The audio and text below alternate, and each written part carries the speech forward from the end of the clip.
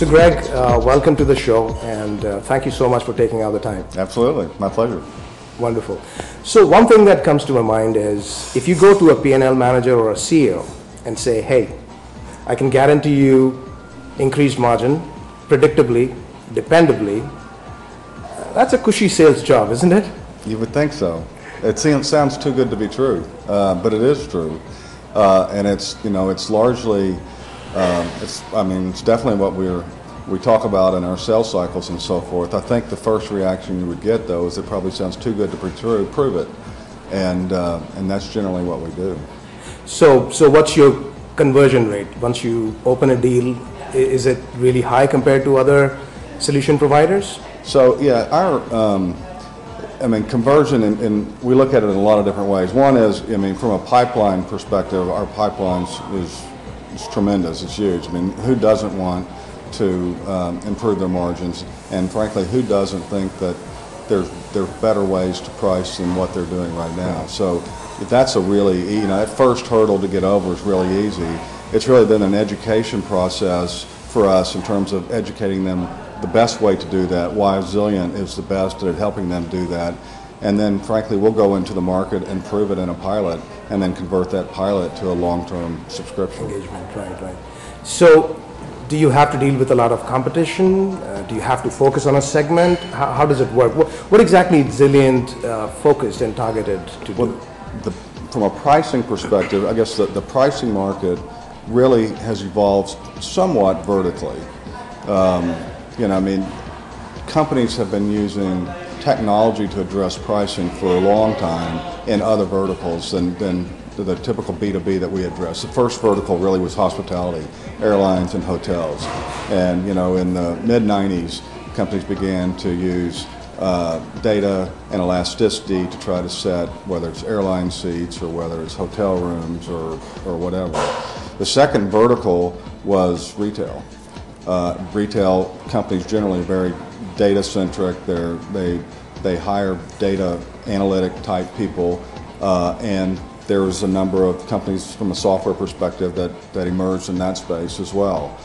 And really the third leg of the stool, if you will, that we're targeting is more of a B2B. Different in that, if you think about those first two spaces, hospitality and retail, a lot of the technology has been created to help more with markdown management.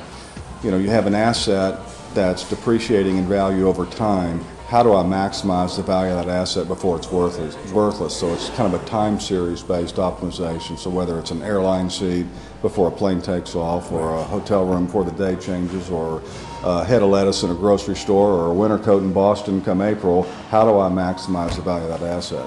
The B2B space is very different. Generally, you have negotiated transactions, you have a direct sales force out selling, you have a basket of goods that's constantly changing in terms of what a customer's buying today, what they might be buying tomorrow. You have long-term agreements, you have short-term agreements, you have spot transactions, and so the science around that is much different than in any of the other kind of spaces. But fundamentally, price is about perception of value, right? So, and it changes. It changes with time, situation, location, person to person.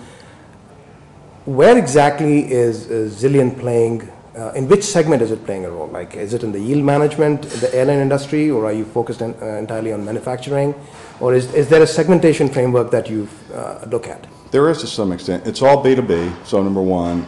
I would say our core verticals are in manufacturing, distribution, service corporations, companies that have a lot of SKUs and a lot of turnover. If you think about a company that might have, tens of thousands of products, they may have thousands of customers or tens of thousands of customers. Over a period of a year, you're talking many millions of pricing decisions that's getting made, in that period.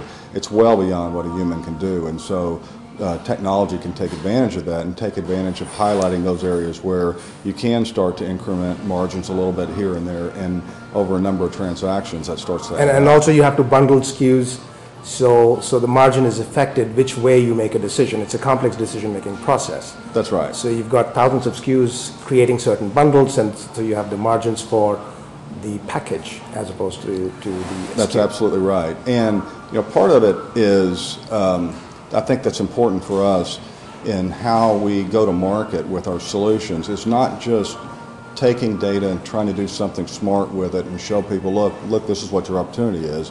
It's taking that data, turning it into an answer for somebody, and infusing that answer into that point of the process where it can impact a decision. So getting that price out to a salesperson as he's negotiating the deal, so he knows exactly what this customer is willing to pay. Or we have other offerings that getting a lead. What's a cross-sell lead? If that customer's buying this, what else should they be buying? Right. And get that to him at the point in time that decision is being made. And if you can do that, then you're not requiring somebody, giving them extra work to go make them smarter. You're giving that answer to them when they need it, and they can make them successful. Right, so it's the right information available at the right point in time. Exactly. So the implementation of pricing strategy as opposed to, hey, we have a pricing strategy and we'll have to come back to you later on with it. Exactly. I used to be a CFO in my past life, and I always felt as a CFO, there's no way I can make every financial decision inside the company. There's just too many decisions that get made. So my job was really more getting systems in place so that people have the right information at the right time they need it to make that decision. And then 9 times out of 10, they're going to make the right decision themselves. I don't even have to get involved. People don't wake up in the morning and say, let's go make some dumb decisions. Everybody wants to do what's right. And if they're not making the right decisions, it's because they don't have the right information when they need it to do that. So I know about pricing a little bit from my personal experiences as well. There's McKinsey, and then there is purely number crunching consulting companies that say, well, we know statistics really well, we know algorithms, and we will give you answers. Exactly. McKinsey plays its role, has an important role to play, but where exactly Zilliant fits in? Is it the solution that you implement that's different from, for example, McKinsey? Or is there something more? That's certainly part of it. McKinsey certainly leads with a strategy in terms of helping companies design overall strategy in terms of go-to-market and implement, and how to take that strategy and implement it relative to their customer base and their product offerings and so forth. What we've done, particularly in the last 3 or 4 years, is we provide a solution set that enables that strategy to be sustained over a long period of time. So take it over to a number of years. So with the systems in place that operationalize that strategy for that period of time. The really exciting thing is, Zilliant's been around a while, and for a long period of time we created and developed solutions around pricing, both from a price optimization perspective as well as from a pricing execution perspective, and took those to market, but truthfully they were only available for multi-billion-dollar companies, for really large organizations. They were multi-million-dollar expenditures, and it took a while to get installed. Back in 2008, we really, the market was growing, we were growing fine, we were doing really well actually, but the number of customers that were choosing to address pricing with technology wasn't growing at the pace that we felt like it should and like it deserved, frankly. And so we made a move to taking our offerings to software as a service perspective, and that has really has enabled us to lower price points significantly, take this best-in-class functionality that was previously only available to companies in the multi-billion-dollar range down to much lower companies that are even a couple $100 million and above now can take advantage of this technology. And because of that, the number of companies that are beginning to use our technology to address their pricing, improve their margins, and take best in class, whether it's from McKinsey or somebody else, and then apply it into their business, has grown dramatically just in the last 3 or 4 years. So why is it so that you're addressing it? Was the adoption impeded by your pricing of the solution? I think not just ours, but just in general, even a McKinsey's project. They were very expensive, multi-million-dollar projects that people literally were having to make significant career decisions that they have to believe in it and they're going to push forward, and it's going to this is you might drive $30 or $40 million worth of benefit, but a lot of companies they're not going to spend $3 million on anything. period. And so, that's kind of a mind shift that has now completely changed, where companies can for a few $100,000 can really get going and start to drive P&L benefit. That's, I think, is dramatically changing the pace of adoption and the way that companies are beginning to think about this space. So when you have a cloud-based solution that you've gotten into now, is bulk of the implementation still done by your company, or can the client reduce their cost by adopting to do some of that work themselves? Well, if there's change management aspects that they want to do, there's third parties that we work with to enable that. The actual standing up of our price, if we're talking price optimization specifically, that's done by us. We've gotten that price point down to a few $100,000, so it's not, these are not significant. You can have best-in-class prices in the market within 60 days.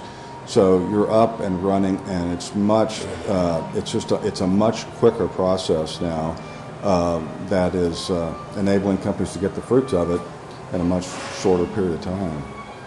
So have you grown your market in the sense that certain segments that you were not addressing, you're addressing them now? Absolutely.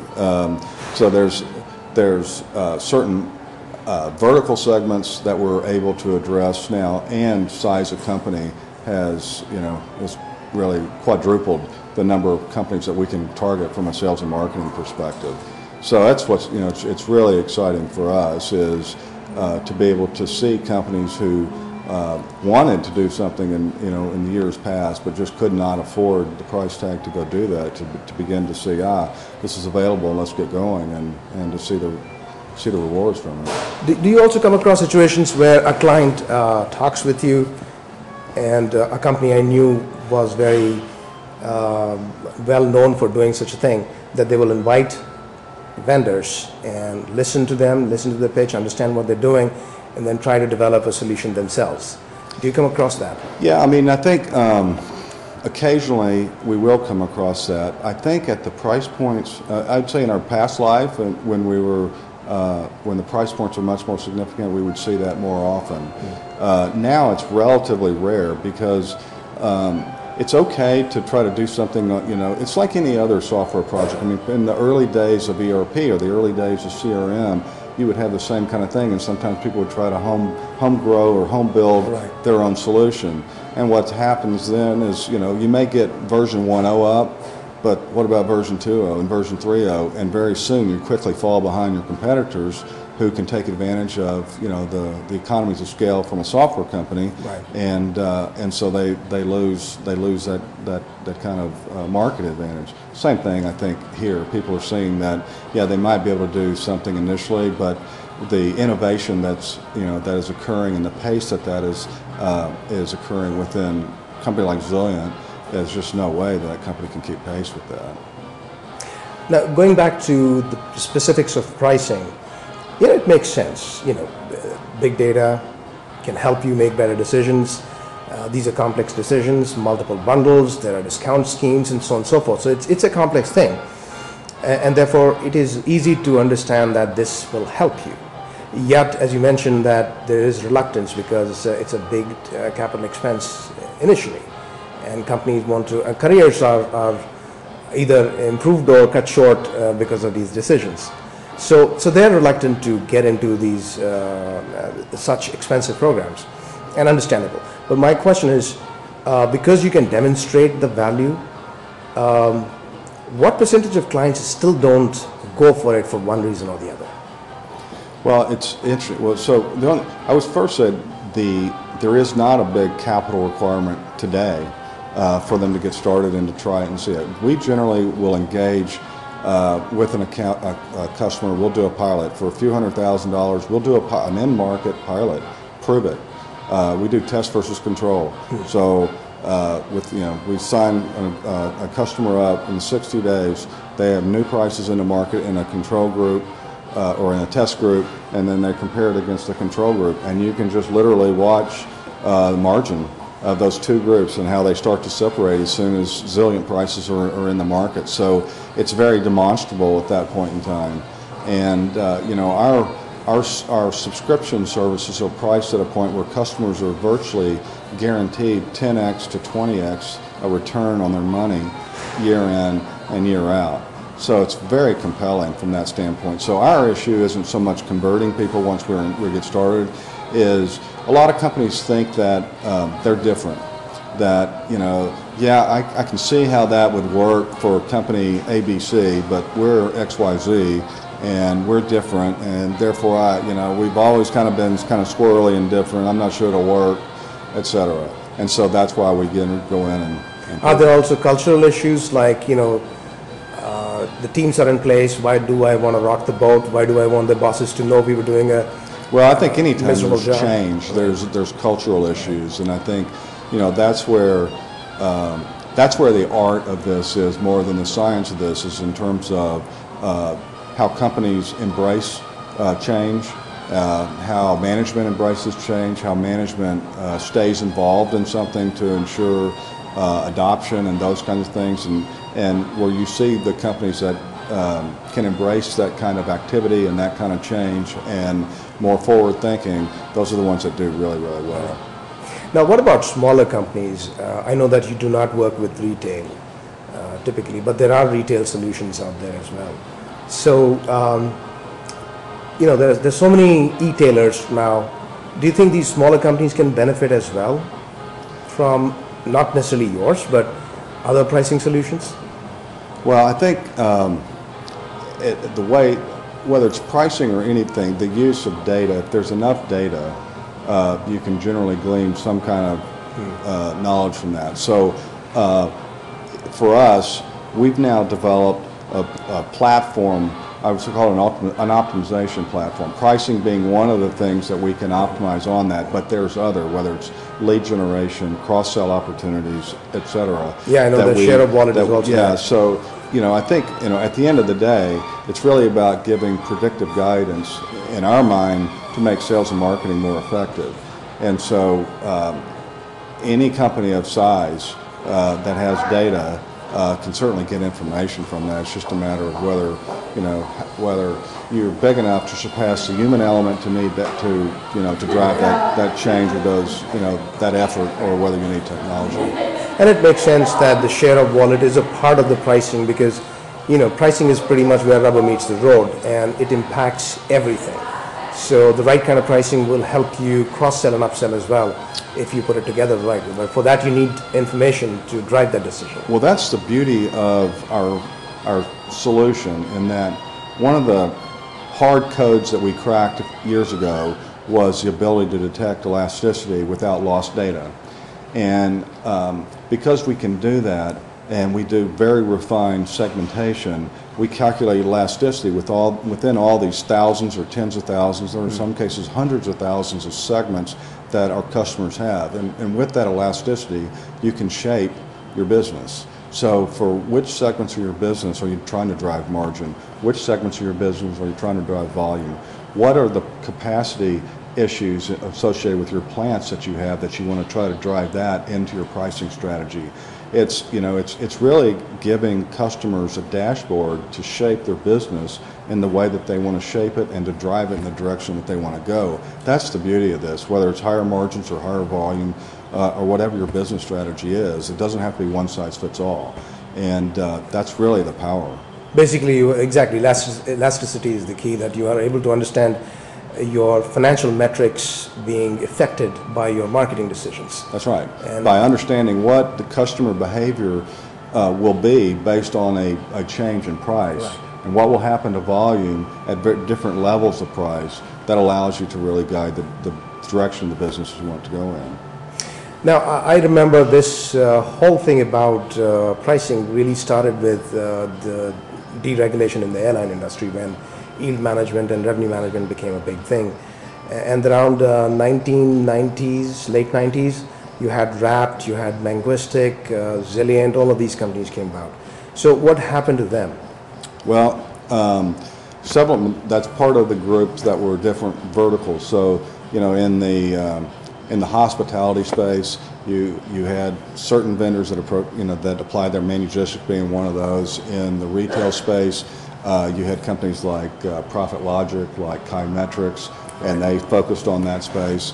Wrapped actually was an additional vertical, advertising. So they went and they focused really around optimizing advertising pricing online, and they were acquired like many of the other companies. So it has been that's why I say the technology has kind of been addressed vertically to address the different areas, because there are some distinct differences.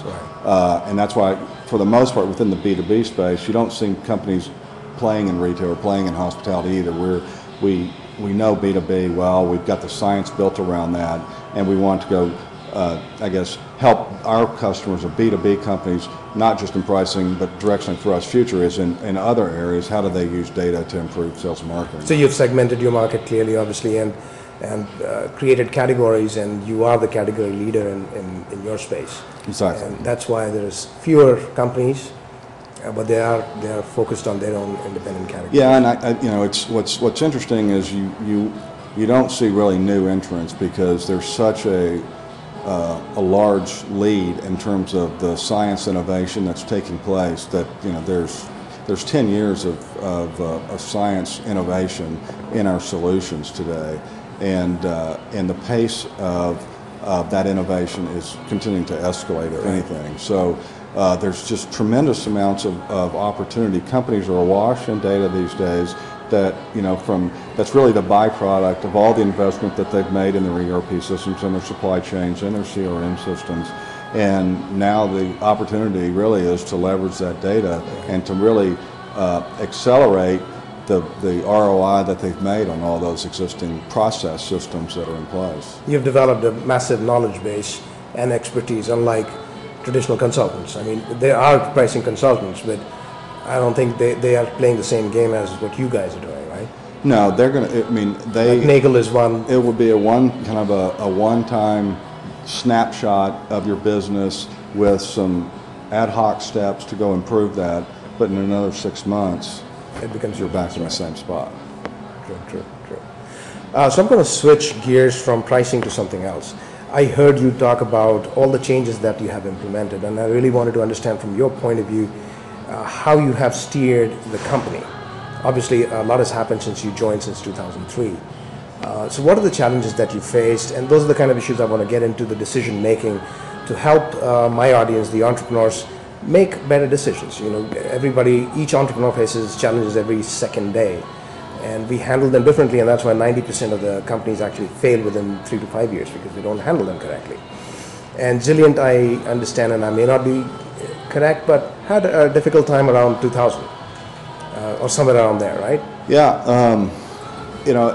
I got involved in 2003, and I'm a CFO in my past life, and I always felt like as a CFO, I think most CFOs in the world feels like their sales force is out giving product away. Pricing within sales is kind of this last bastion of guesswork that exists out there, and that's really what intrigued me to get involved, because seeing what Zilliant had done at the time in terms of some of the core science that had been developed.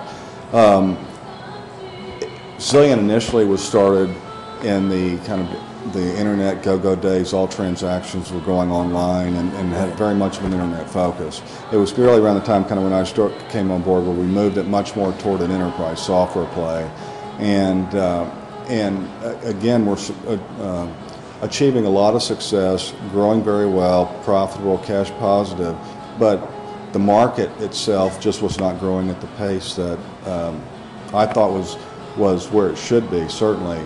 And I think that the way the market had evolved with the price points and the packaging and so forth had held the market back. So it was a hard decision in 2008 to kind of really say, okay, we're going to relook at this market. And really what we did is, we had 40 or 50 customers at the time they're up and running and live. We had developed different price optimization, pricing execution, pricing analytics solutions for each of these, and we looked at each of them and said, okay, how much value, what's really driving the value in terms of what these customers are getting, and on one axis and on another axis, how hard was it for them to go get that value? And what really stood out is clearly the science-based optimization is clearly what's driving it, and it was the least invasive in their business. It was actually less change management there than in some of the other areas, because essentially what you're doing is you're taking pricing and you're infusing it into their existing quoting application or whatever application that they're using to put prices out. So there's not a lot actually of change management. You need to do some teaching of why these prices are different, but there's no change management, which is kind of the beauty of it. And so that's when we said, okay, that's where the value is. It's the easiest to go get. Let's focus there.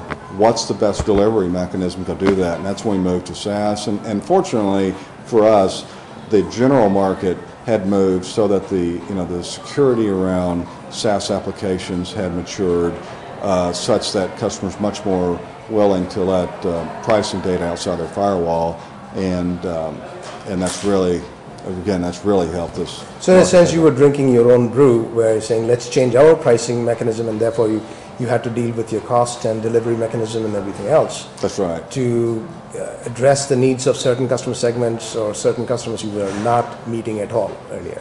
Yeah, I mean, the whole thing for us was, how do we lower the hurdle for customers, and how do we make it as easy as possible for them to consume?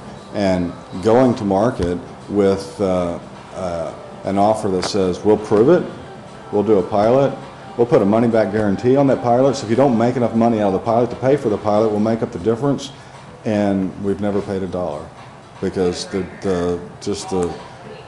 benefits that customers get are they're overwhelming. There's so much opportunity inside these companies throughout the world. It's amazing. Now, was this a difficult decision? I mean, was there any pushback from your team that this may not be the right idea, or was it just natural evolution? Well, I think probably the team, I think, was fully on board in terms of anything we could do to accelerate customer adoption and customer acquisition. Obviously, there's a funding side of that, because when you change your business model from multi-million-dollar price points to a couple $100,000 price point, it has a significant impact on that. So fortunately, we've had a great investor base, and we took a funding round to kind of get us through that dip in terms of till the cash flow and you get enough renewals and so forth coming back. But we're have 90+% customer renewals, and we're very pleased with. Now, did you have to cannibalize your own market to do that? Like the high margin space? No, not really. I mean, we still have a number of customers that are multi-billion-dollar companies, and their subscription rates the subscription pricing for us aligns to the amount of revenue that we're addressing. So it's a direct line in terms of how much we're getting paid to how much value a customer is getting, and that's why we can confidently say that customers are going to get at least 10 to 20x their money annually, and we can do that in measurement. I think measurement is a really key part of this as well. I was reading an article in the journal that Bill Gates had wrote a few days ago, talking about he's on a mission to eradicate polio and so forth. But that in the development of the steam engine, one of the biggest ideas that happened to really help the improvement of the engine was the ability they develop a micrometer to measure really small increases in energy output based on what changes they were making to an engine. And when you see that change and you see improvement, then you can start to make additional incremental improvement. And I think, to some extent that applies into our business, where, we launched into a customer, and once they're fully deployed across, with Zilliant prices across their business, the ability to continue to measure what is Zilliant driving incrementally on a quarterly basis, on an annual basis, and so forth, just so they can see that value of that investment versus the cost of that investment, continues to keep customers very happy and keep customers long term, which is where the SaaS model is. That's a requirement for the SaaS model to work for any software company. Right. So do they ever consider an alternative provider? Because many companies often change. I know there's a huge displacement cost involved in this, so they probably wouldn't. So if you have a customer, you pretty much have them for life, as long as the company is doing well. But do you come across that situation where they consider or debate on the pricing based on, hey, your competitor is offering us less? Well, we're the only company, we're the only option that exists in the marketplace today that offers a SaaS solution for pricing, for optimized pricing in the market. So that is their choice, and but it's a far more value-oriented choice versus trying to either go home grow their solution, or they can go spend a few $1 million if they want to go do that and try to re-engineer everything again. But we've never, truthfully, we've never lost a SaaS customer that's been one of our pricing customers. That's interesting. So how is this challenge at Zilliant different from what you experienced at Vignette? They're very different. I mean, obviously, as a CEO, your job is to take advantage of the market opportunity that your company has and try to maximize the value of that. And some markets evolve and come together much quicker than others. At Vignette, obviously, in 98, 99, 2000, the number of companies that were bringing their presence online was driving our growth, and that was, it was a tremendous growth path. I think we went from 5 million to 16 million to 90 million to 400 million. That was kind of, I mean, it was.